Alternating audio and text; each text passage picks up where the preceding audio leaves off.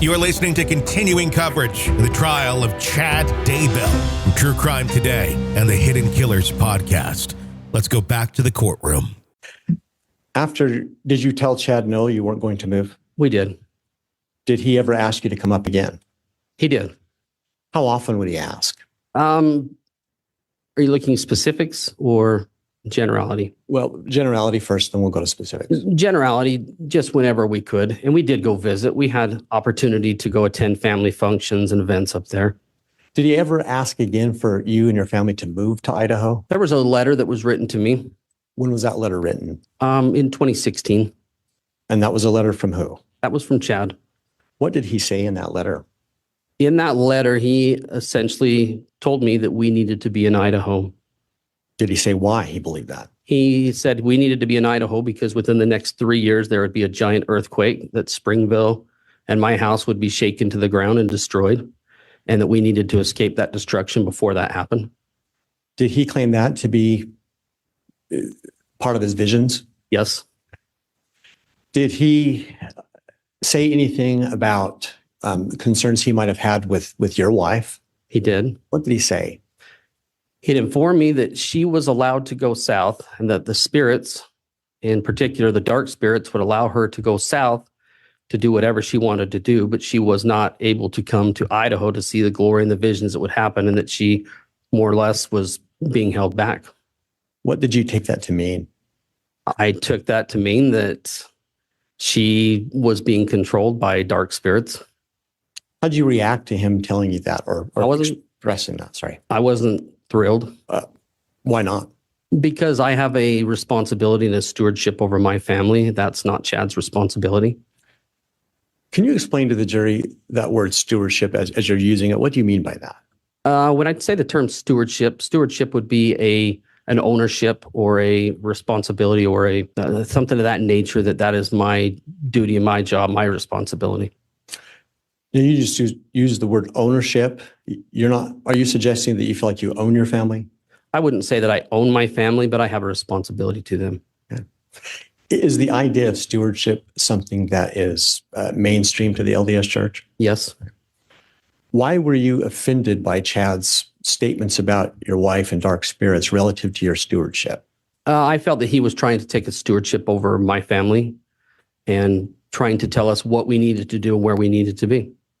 Did you express any concerns to Chad about that? Not at the time. Did you ever, I'll withdraw that. I think you explained that there were some times after they moved to Rexburg that you would come up and visit them? Yes. Was there ever a time that, I'll withdraw that. When you come to visit, what would Chad tell you? He would, at that time, we didn't talk in depth about any of the different opportunities to come up there because typically there was another event going on. And he would just explain to me how nice it was and just talk about how things are going up there and that things were wonderful. Did he ever explain any more about his visions of what was going to happen in Rexburg? He did. He actually invited me to come up on a trip. I took a day trip, went up there and was shown around Rexburg, was taken to BYU, Idaho.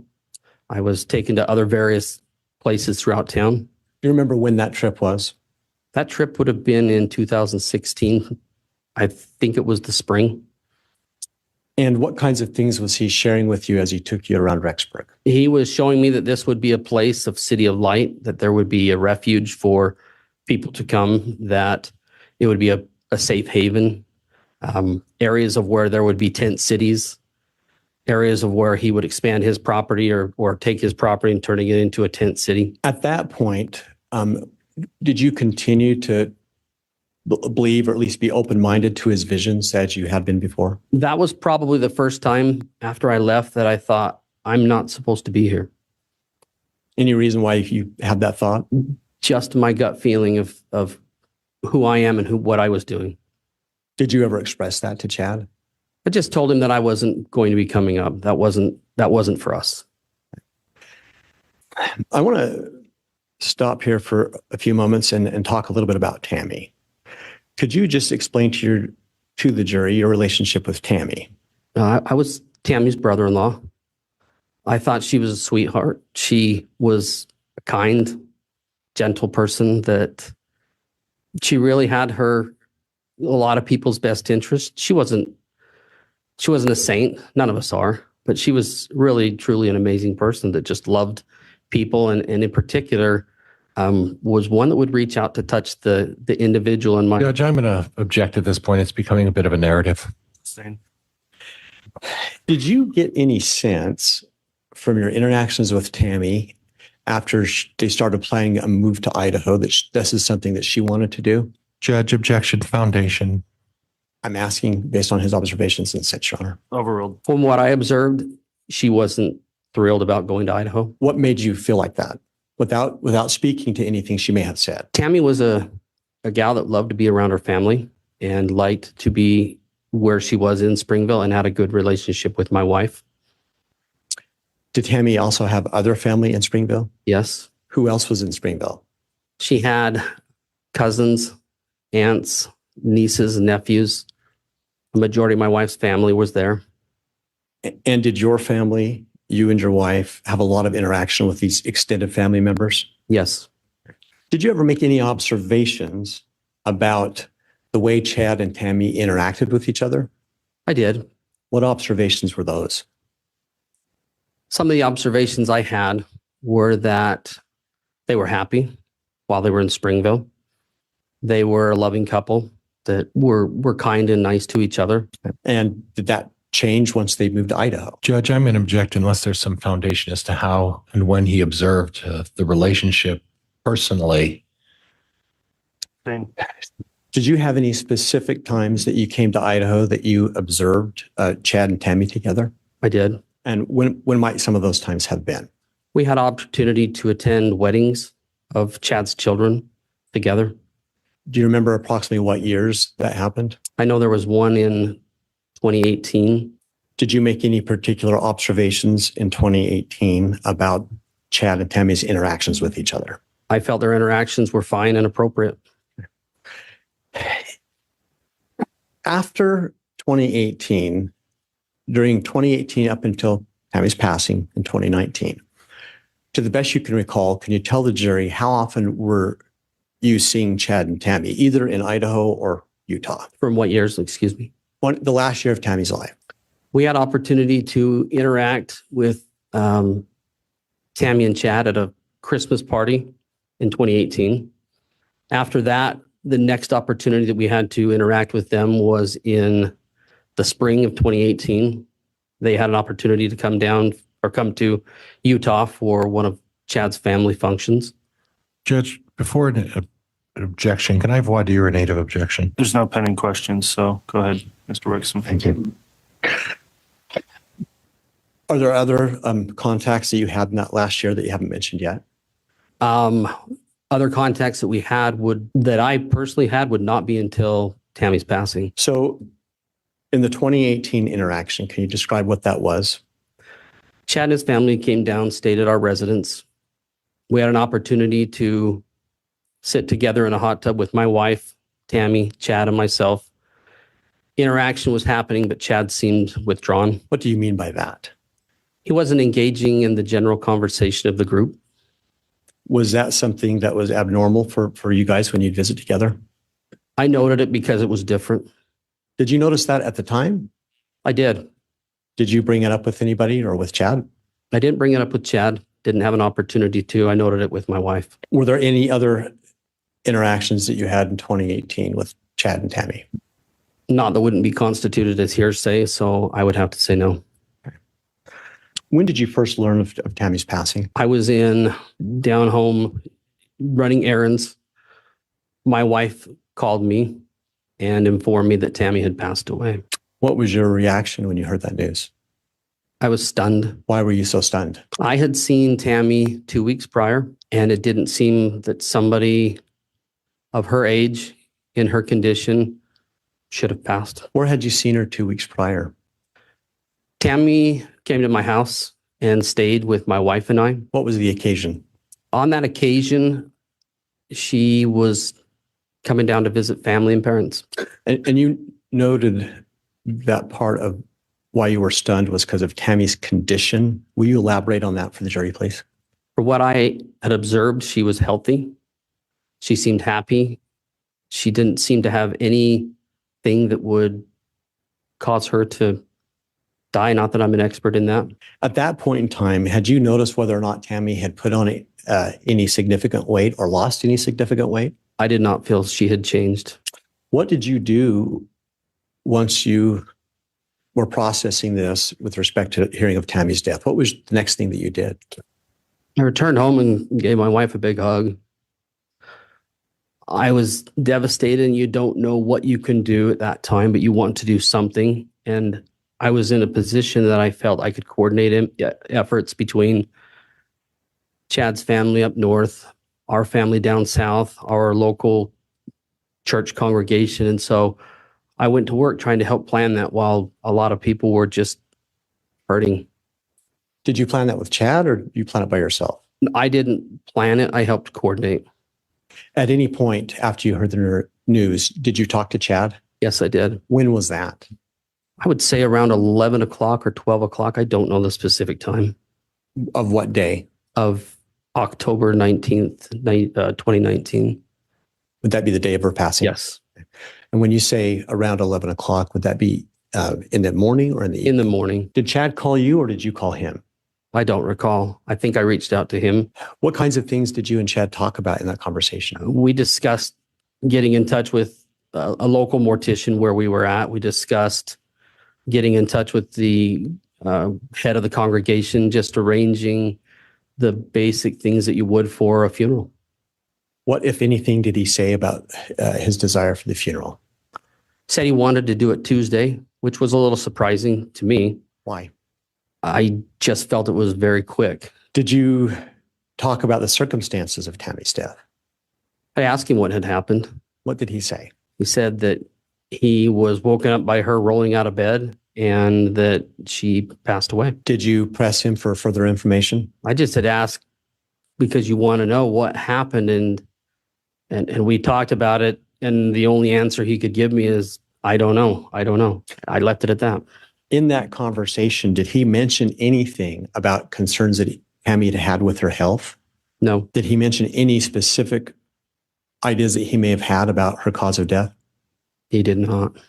And later to that day, well, let me withdraw that. In that conversation, did the topic of an autopsy come up? Not between he and I. Did you get a different call later that day? I did. From who? I got a call from Steve Schultz. What was that in regard to? Steve Schultz was the local mortician we were coordinating efforts with. And that was in regards to asking if I would assist him in retrieving Tammy and bringing her back to Springville. Did you do that? I did. When did you do that? We left the following morning, Sunday, early to go pick up Tammy. Did you go straight to the house? We first initially went to the Daybell residence. Who was there? There was myself, Steve Schultz, both of Chad's parents, Jack Daybell, Sheila Daybell were there. Garth was there, and Chad was there. Did you have any conversations at that point with Chad? I did. Did you make any observations about his demeanor or mood or any of those things? My observation was that he seemed relatively normal. What do you mean by that? In the fact that we had discussions initially of, I'm sorry you lost her, and general greetings. And why would that be? What was he doing that was abnormal to you? The thing that was abnormal was I didn't witness a lot of mourning. I did see both and observe both parents upset. Garth and I had conversation in which Garth expressed him being upset. And I had asked Chad if he was okay, and he said, no, I'm fine. I'm all cried out. Did you continue to discuss funeral arrangements at that point? Yes. What kinds of things in terms of arrangements did you discuss with him? Just when, where, what the timing would be, things that you would do with a funeral. Was there anything about his demeanor in that exchange that stood out to you? I would just say that it would just seemed off. And by that, I didn't feel like, at the time, I didn't feel like it was normal when someone lost a spouse, but everybody does grieve differently. And so I didn't think any more about it beyond that. Was there any more talk with Chad about the circumstances of Tammy's death at that point? No. Did you then, did you help Mr. Schultz remove the body and take Tammy to the We mortuary? did. We went from there to the funeral home and picked up Tammy, placed her in the vehicle, and proceeded to head south. Do you feel like at any point during that transport or the transport to Utah, did you get a chance to observe Tammy's body? I didn't get a chance to observe Tammy's body before transporting. No. Did you after? After, I had an observation of just her area from the shoulders up to observe her face. And when was that opportunity? That was when we dropped her off at the funeral home. Did you make any observations about her at that point? I didn't make any observations other than I wanted to see if she would be or look appropriate enough that my wife might want to help do her hair and makeup. After taking her to the Utah mortuary, do you recall, did you attend any viewings for Tammy? I did. Which viewings did you attend? There were 2 viewings associated with her funeral. There was one that was on Monday night, and then there was one before the funeral Tuesday morning. Did you have any interaction with Chad at the one the night before? I made attempts. We didn't have a whole lot of exchange. He was busy. I was busy. And so I wanted to try to connect with him, but every opportunity I had, we just missed each other. Was that necessarily unusual given the circumstances? I don't feel it was unusual with the circumstances, no. So is it fair to say at that point you didn't have any concerns about? No, I didn't. And then did you attend a viewing the following morning? I did. Did you interact with Chad at that point? Maybe small talk, nothing substantial at that time. Did you have a chance to observe him at that point as well? I did. Did you notice anything during that interaction that caused you any concern? The family prayer, which is customary at a religious event that we have with a funeral, seemed a little off. He was really shaky and very unsure on his feet and almost just seemed different. Could you expand on that? When you say off and different, what do you mean? He was rocking back and forth and side to side and giving the prayer and not crying, but trying to cry was what I felt. Did you hear the words of his prayer? I did, but I couldn't recall them right now. Anything besides what you just explained at the viewing that caused you any concern? No, I did have a chance to observe Tammy in her coffin at various times, and she seemed at rest, peaceful. And you attended the funeral? Yes. Did you make any observations about Chadder's behavior during the funeral?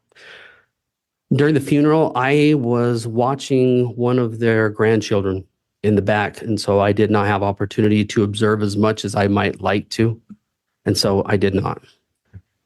And then after the funeral, did you attend, was there a family luncheon held? There was. Where was that held at? That was held at the same place that we had the funeral. Was that directly after the funeral or what time frame? After the funeral, we proceeded to the cemetery where she was interned. And we were there for what I felt like was longer than normal. Considering everybody wanting to visit, I thought, okay, this is fine. We'll stick around for a while. And then after that is when the luncheon occurred down at the church. Okay.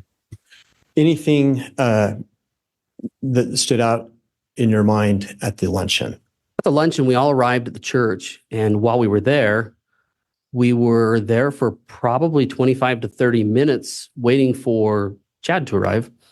Didn't want to start, felt it might be inappropriate if he was not there. And I finally had a phone call that he informed me that he was still running behind and that we should just go ahead and get started without him. I don't know if I missed this, but did you say how long it took for him to eventually get to the luncheon? I didn't mention it, but I would say probably an additional 15 minutes. So how late was he for that? From the time that we arrived until he arrived, I would have to guess approximately 45 minutes. Did that cause you any concern? It didn't seem concerning per se, other than we did want to visit. We did want to have some interaction and talk with him. Did you get that opportunity? I did not. Did you try? I did. What was the response from Chad? The response was, we have a memorial to do tomorrow. We're going to have to load everybody up and we got to go back to Idaho. I felt it was pretty abrupt in the exit. Was that unusual given the long history you had with Chad and his family? Given the long history, I felt it was unusual. After Tammy's funeral, did you notice any change or difference in terms of the relationship that you had with Chad and with his children?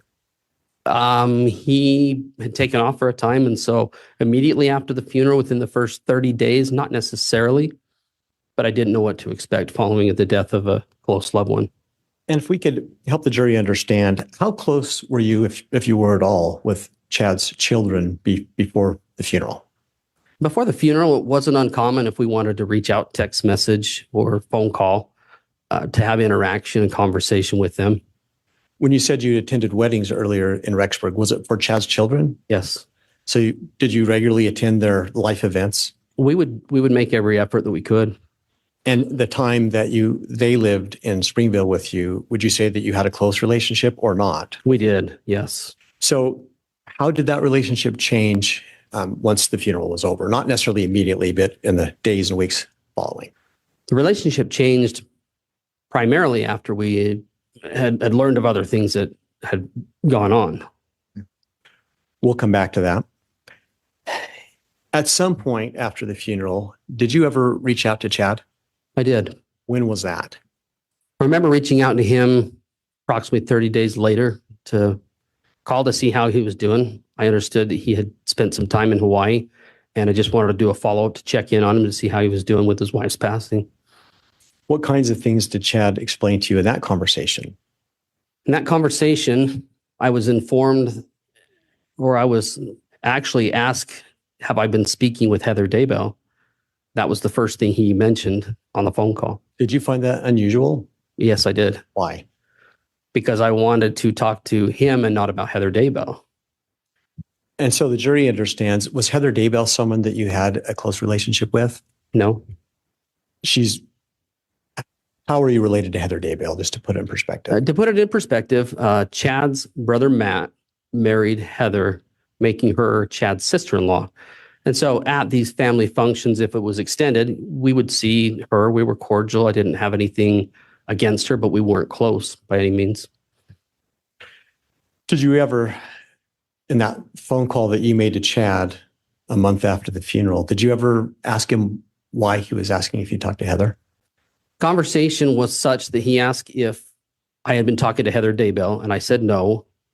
He had said, well, she's spreading rumors about me in Rexburg, Idaho. So I asked why. And he said, well, it's not important, but while I was in Hawaii, I got married. Was that the first time that you learned that he'd been married? Yes. Were you surprised by that? Very. Why? Because it is not common to marry somebody. At that time, I thought within a month, maybe, of a wife passing when he was as close as he was to his spouse. Did you find it in any way unusual or not with respect to the fact that all this history of years of closeness with Chad that he hadn't told you before this, that he got married? We hadn't had opportunity to talk, so this is the first opportunity to talk. I'm not surprised that that was what he would tell me.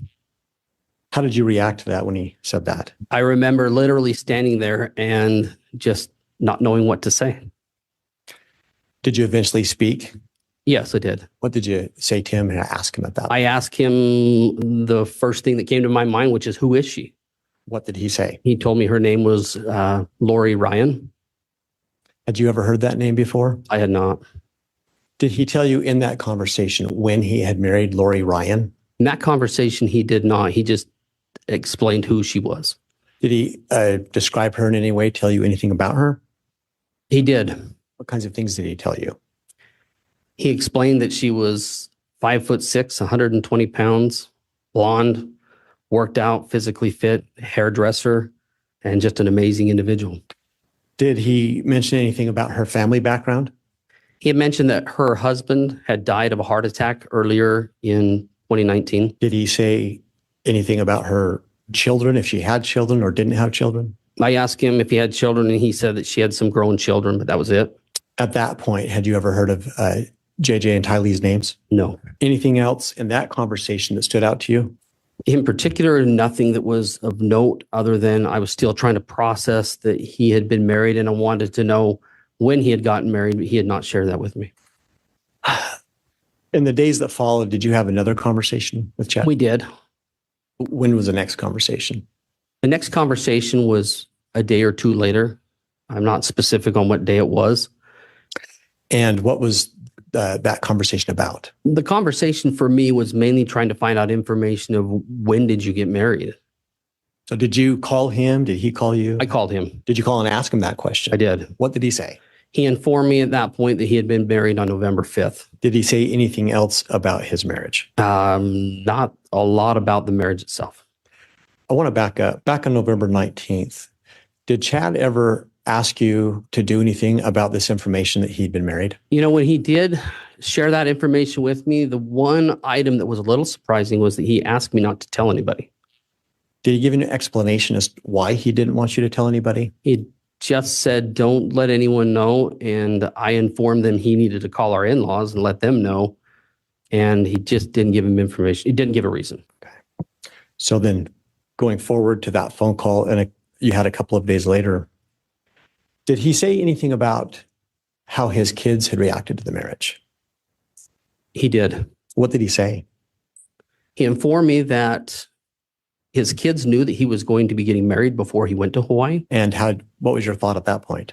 My thought was, and I did ask him, how did they keep that a secret? And one of the answers the answer troubled me because he said, my kids are good at keeping secrets. Did he explain what he meant by that at all? No, he didn't. Was there anything else of note in that particular conversation? I wouldn't say there was anything of note. I was just still trying to process that I had learned the date of the marriage, which was roughly 2 weeks after the funeral. And I just remember in my mind thinking, that's incredibly quick. I didn't feel it appropriate. When's the next time in your memory that you had contact with Chad? The next time we had contact with Chad was the day, I want to say it was the day that Tammy was exhumed. And how did that contact occur?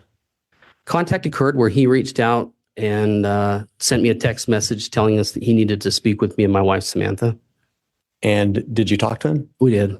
Did you call him? Did he call you? I think that when my wife returned home that she reached out on her phone and put us on speakerphone with him. Do you recall at least approximately when the day that Tammy was exhumed? I want to say it was the 13th of December, but I could be wrong. So when you spoke to him on this occasion, what specifically did you talk about? There were more conversation between him, my wife, and he, as there was to he and I. However, we were all on a speakerphone together, and it was a conversation in which he had asked us if we had known that Tammy was exhumed and had we been responsible for that.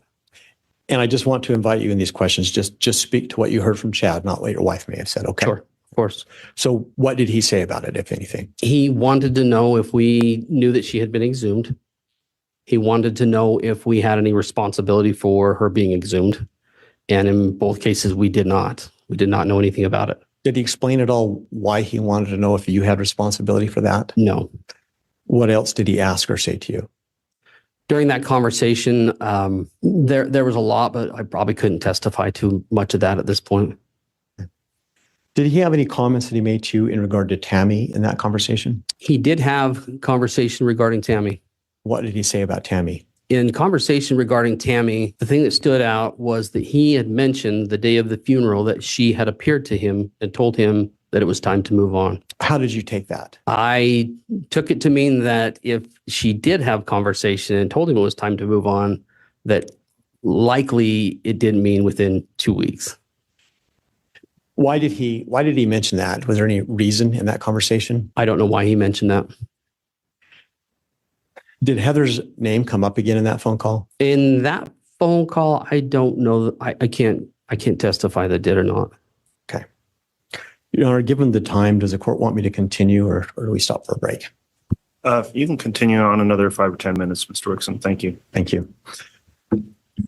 At some point in time after that, did you ever get a call from law enforcement? Yes, I did. When did that occur?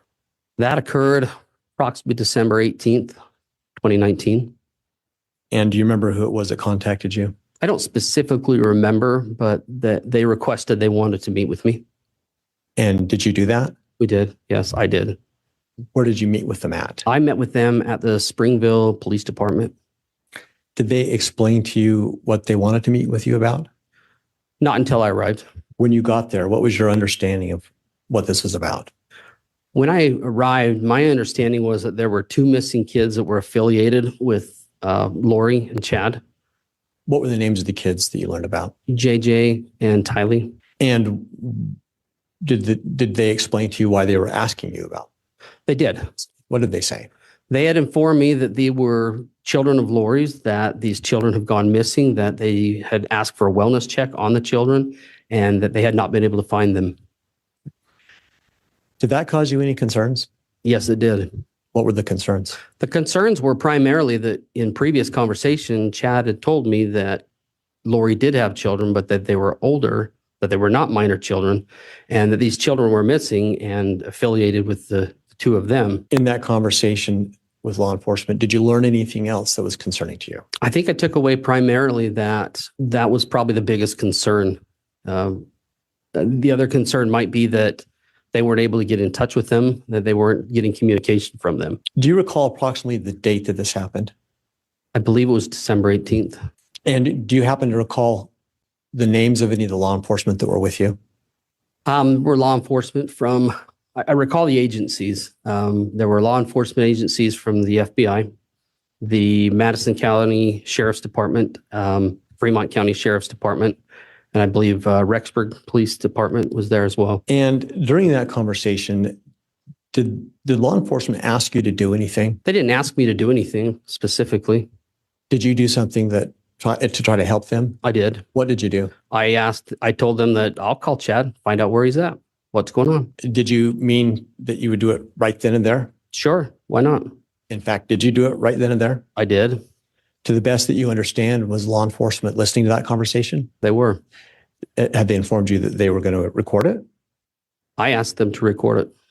When you called, did Chad answer? Yes, he did.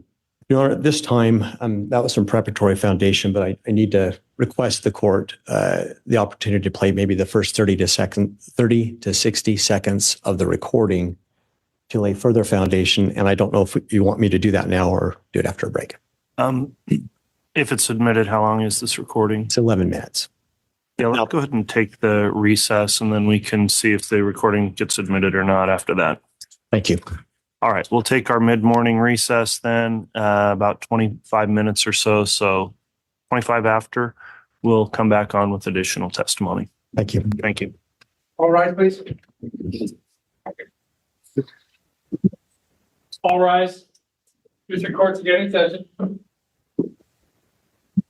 Thank you. Please be seated. We could have the jurors brought in, please. Yes, Your Honor. Thank you. All right, please. Here's our present count for you. All right, thank you, Mr. Bailiff. Please be seated. Okay, we're back on the record on CR 22-21-16-23, State of Idaho versus Chad Daybell. Mr. William is on the stand, has been placed under oath, and Mr. Wixom, you can continue with direct examination. Thank you, Your Honor. Mr. William, just for clarity, since we had a break, I believe that one of the last things you said about this phone call was that you had asked law enforcement to record it. Is that what I heard? Correct. Why did you ask that from law enforcement? I wanted to know if there was going to be any answers that would help to find the two missing kids that they were inquiring about. And I thought it would be helpful that if there was information given that would assist in that, I thought it'd be good to record it. And in the conversation, who literally participated in the conversation? There was myself, Chad Daybell, and Lori Daybell. Nobody else comes into the conversation? I don't believe so. If in fact, have you recently heard that conversation? Recently, yes. If you did have the opportunity to listen to the very early portion of the conversation, would that be something that you could recognize and identify? Yes. Your Honor, at this time, the state has state's proposed Exhibit 308, which is a recording of that phone call. We would seek to have the opportunity to play the first portion for this witness to help identify it. And for clarity, we will be offering it under 801D2.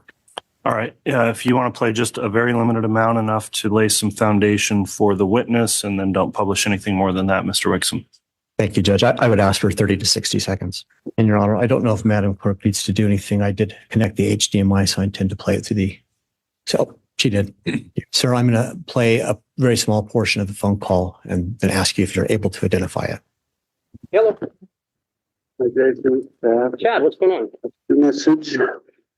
You got, all right, what the heck is going on? I got people coming down from Rexburg. Mr. Wixom, I think that's probably enough. Sure.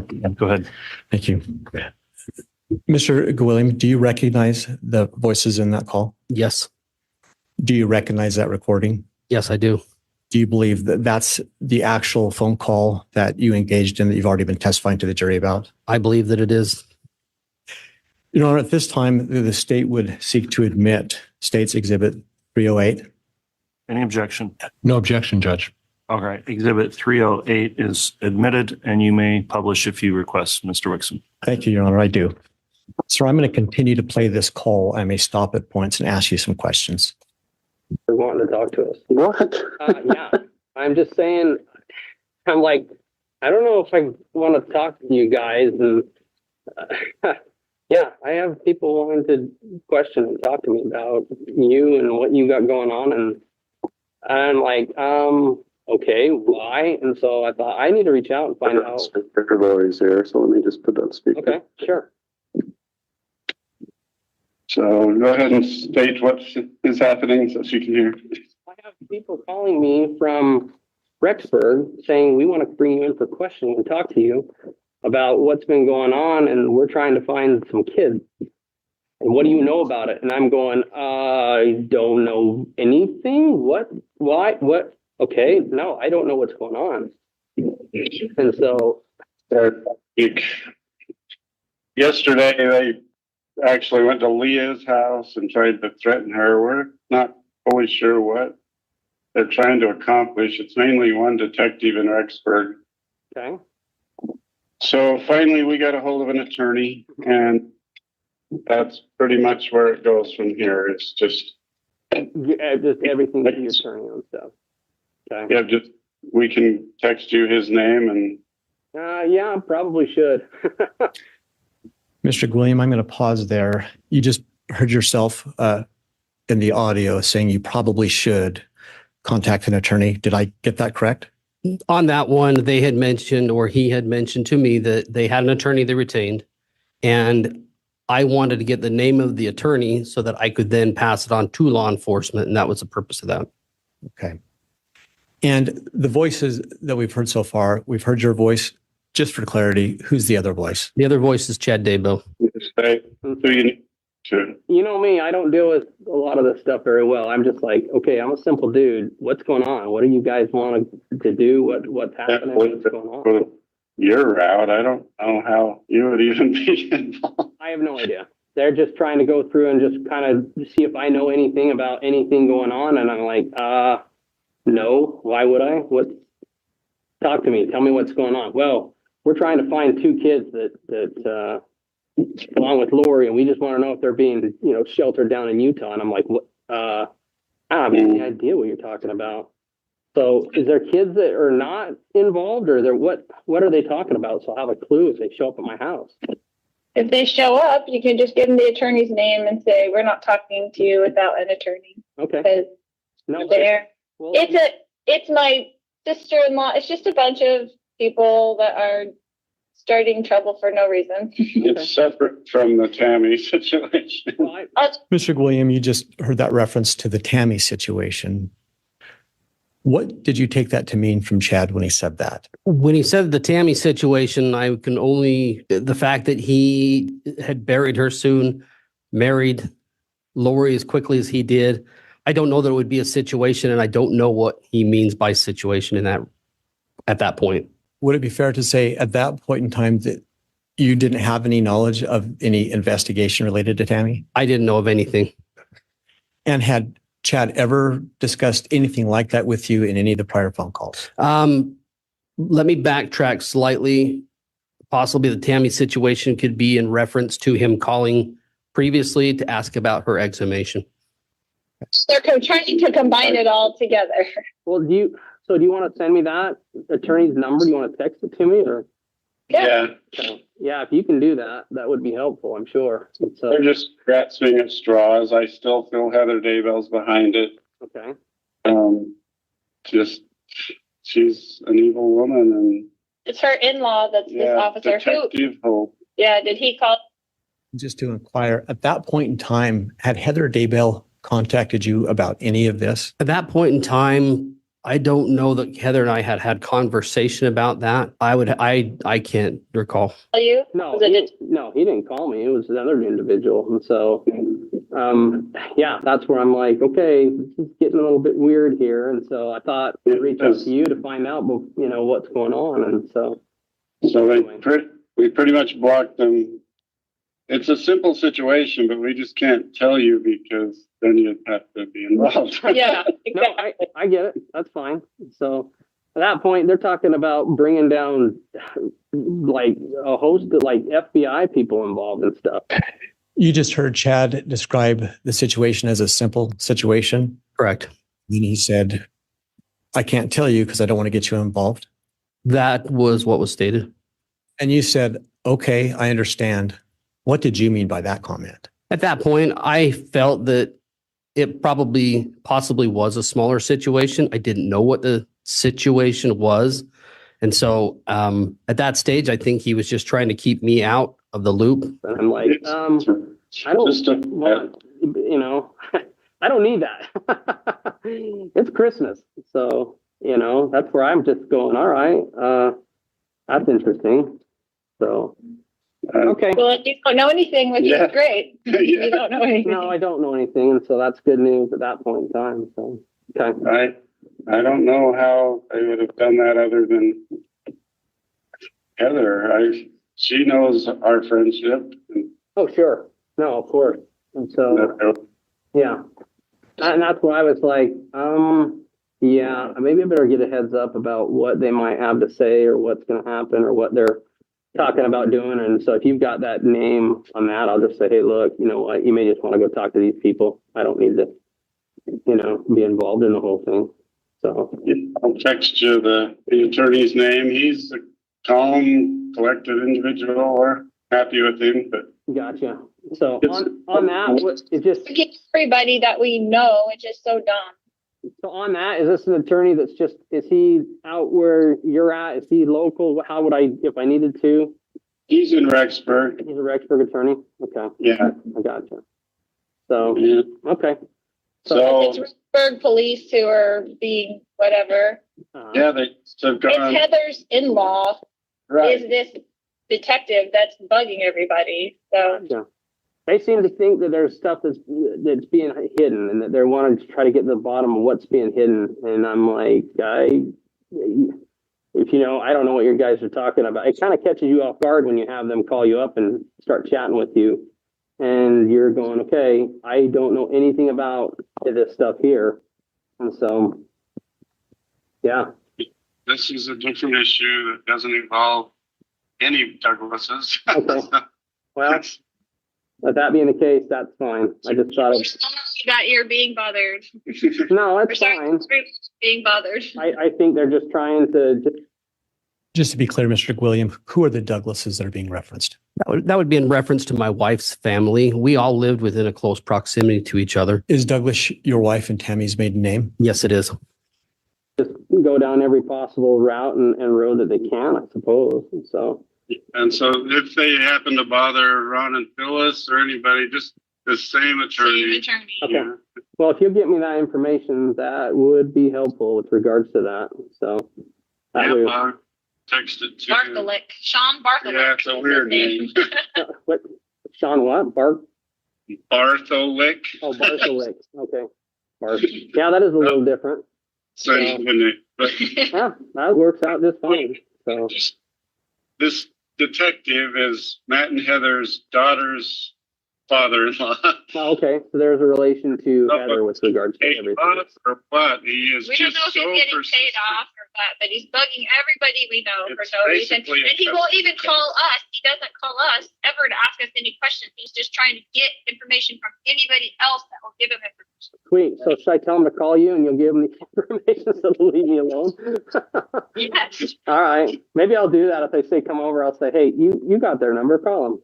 You know, and so It's like he's circling us rather than talking directly. so he's basically taking every angle possible and trying to come in and chat with you guys rather than just saying, hey, pick up the phone and call you and you'll chat with him.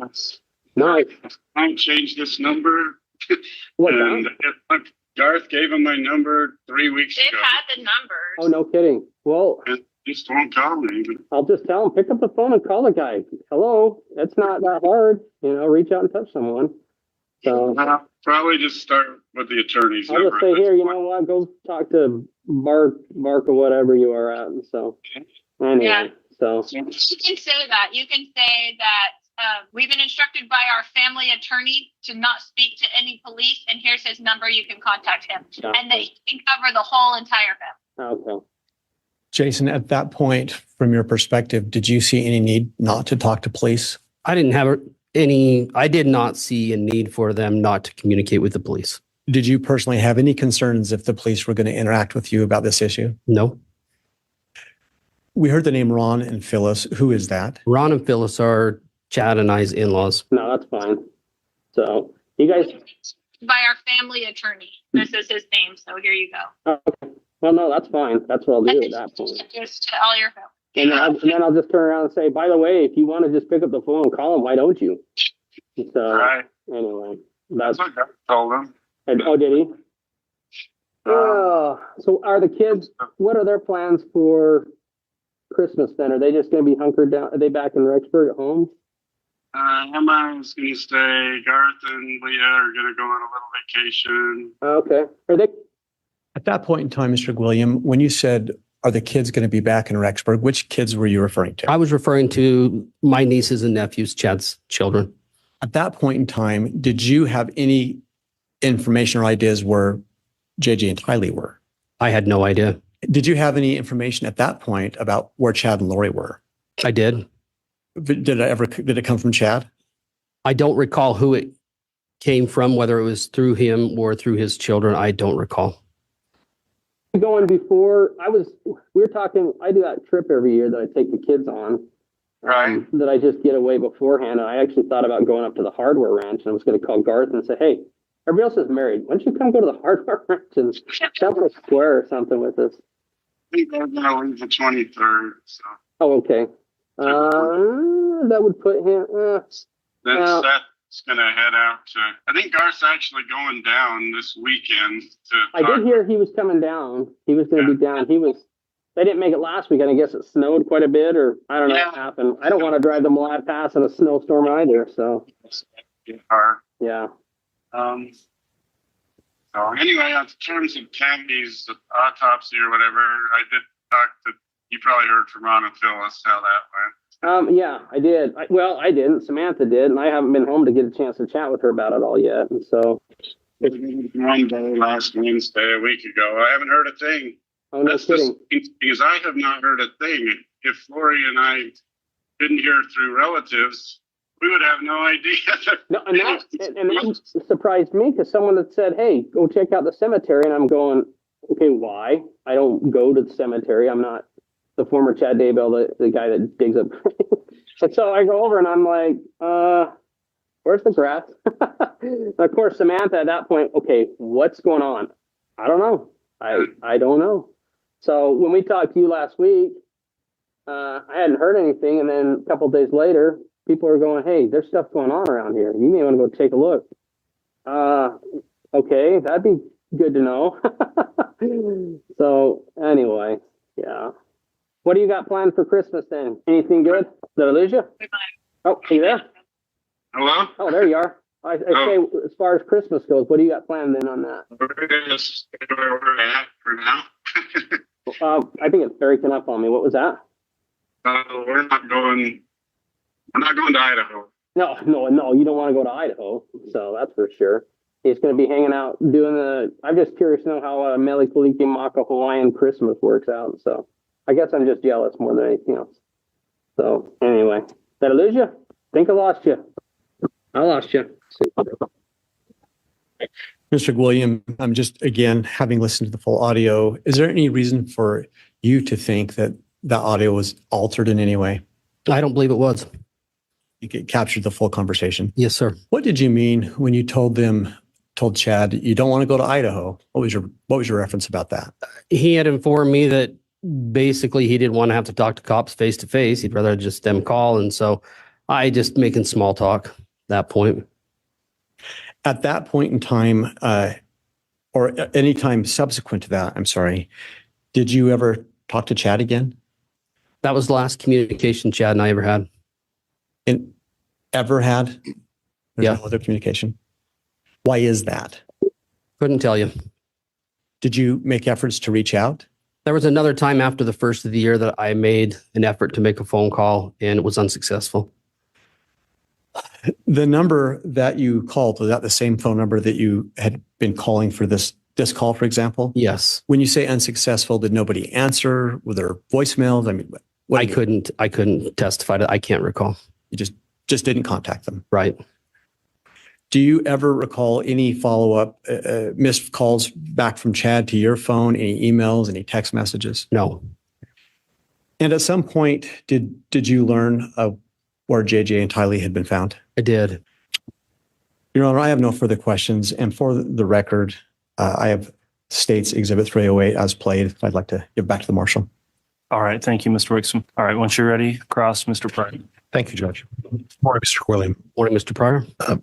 Mr. William, you had mentioned that you were a close brother-in-law with Chad from approximately 1997 to 2015. You recall that? Yes, I do. Okay. And during that time, were both of you, well, let me rephrase that, Judge. During that time, both of you were involved in your LDS faith in Springville, Utah. Would that be fair? Chad and I attended the same ward. Yes. Okay. And that's what I was getting at. Yes. And as far as your participation in that ward, did either of you hold any positions of authority or deference in that ward during that time? Yes. And which positions were those, sir? I don't recall specifics. I can tell you to speak to Chad. And I want to preface this by saying absolutely loved Chad. Was an amazing individual. He served as a counselor in our bishopric as well as a president of the Elders Quorum, which is an organization group of men. Okay. So he held a bit of a prominent position within the church from 97 to 2015. I would say at various times throughout that, yes, not all at the same time. And during the same time, he was writing these books that you expressed some concern about, correct? He was starting to write the books at that time frame. Well, 2006, he started writing the books is what you recall. Is that correct? I would say yes. And he was writing those throughout 2015. Is that correct? He was. Okay. And there were no concerns at this point. These were just topics of interest that Chad expressed in and wrote about in his books. Would that be fair? At the time, yes. Okay. And then he moved in 2015 to the Rexburg area. And are you aware if he continued to write these books? From my understanding, he continued to publish his books at that time. And as a close friend of his, are you aware that he continued his activities and participation in the LDS faith up until the incidents that involve this case? Objection. Counsel's testifying. Sustained. Are you aware of whether he continued to participate in his LDS faith up until the facts that led to this particular case? My understanding, Objection. That's the same answer, Your Honor, or same question, Your Honor. Overruled. You can answer. Yes, he continued to publish books. And you described how, the relationship in Springville between Chad and Tammy was a relatively normal marital relationship. Do you recall that? They had what I would consider a normal marital relationship. Yes. And your testimony previously was that up and through 2018, that marital relationship, from your observations, continued to be relatively the same. I didn't observe them as much when they were in Idaho as I did when they were in Utah. But from my perspective and what I observed, I would agree. Okay. And I'd like to go over a little bit of the the time frame from 2015, the frequency with which you had contact with Tammy and Chad from 2015 forward. You mentioned a couple of family events. What else was there? Let's start with like 2015. Do you have any specific recollection of what you may have participated in with both Tammy and Chad in 2015? In 2015, we did not go to Idaho. Okay. They would come down to Springville quite often. They still had some medical things going on with regards to kids and braces, things that would carry over from one area to another. And so we would see them more in 2015 when they would attend and come south to where we were. Okay. And in 2016? 2016 was when I got a letter censuring me to say, hey, this is what you need to be doing. Okay. And so we did take the opportunity in 2016 to visit more often. Okay. And how often, when you say how often is that? I would say during 2016, we probably went up there 3 to 4 times. Okay. And again, they would continue to come down south and visit us down there. And was that a frequent visit down to Springville? There was back and forth. Probably we would engage in physical seeing of each other, likely once a month. Okay. And then again in 2017? In 2017, I don't recall, but a lot of similar activity continued. Okay. 2018? In 2018, there were some weddings, mission farewells, of which we went north. They did, again, come down south for just various activities. There was a family Christmas party, and there were times that we would get together for various reasons. And you mentioned something, at least my notes reflect that there was an event in spring of 2018. Spring of 2018. I don't know that it was, spring of 2018. I don't think it was spring of 2018. Okay. Excuse me. No, I'm not going to testify to that. I don't recall. Okay. And then there was a Christmas party in 2018, correct? There was.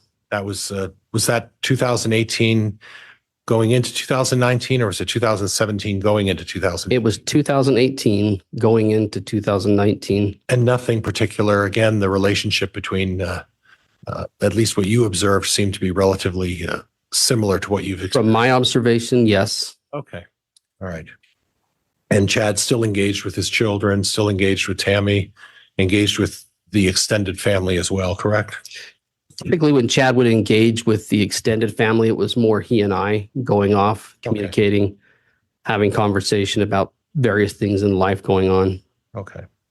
And then what I understand you're saying is after 2018, after Christmas, that's when you may have observed some changes. Is that fair?